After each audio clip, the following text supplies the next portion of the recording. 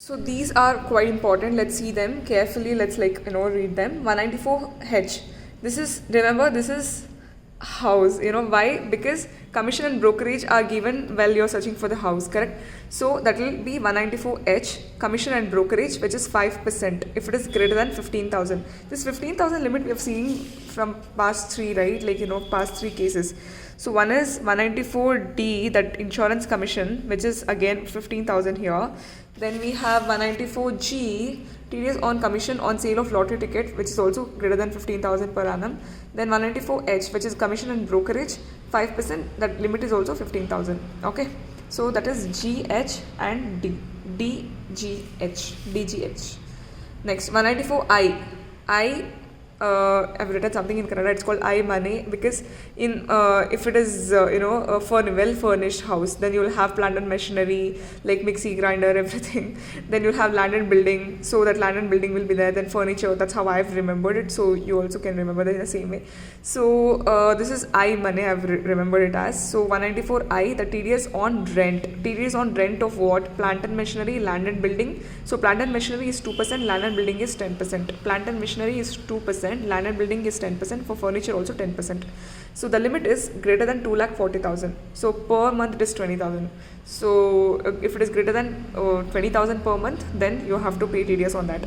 So that is each owner. Per owner will consider this. Okay, it is greater than 2,40,000.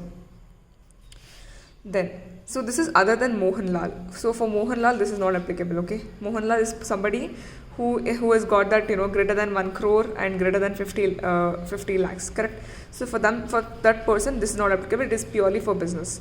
Then 194 IA, immovable assets. So immovable property transfer, because in this we have next one, rent of immovable property. So the previous one is 194 IA, which is the TDS on immovable property, that is 1%.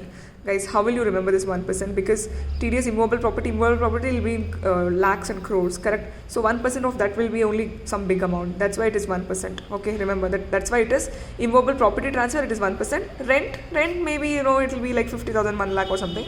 So that's why it is more, 5%. So the 1%, this consideration is less than 50 lakhs, then there is no TDS on that. 50 lakhs, because any house that you're going to buy, it will be in crores only.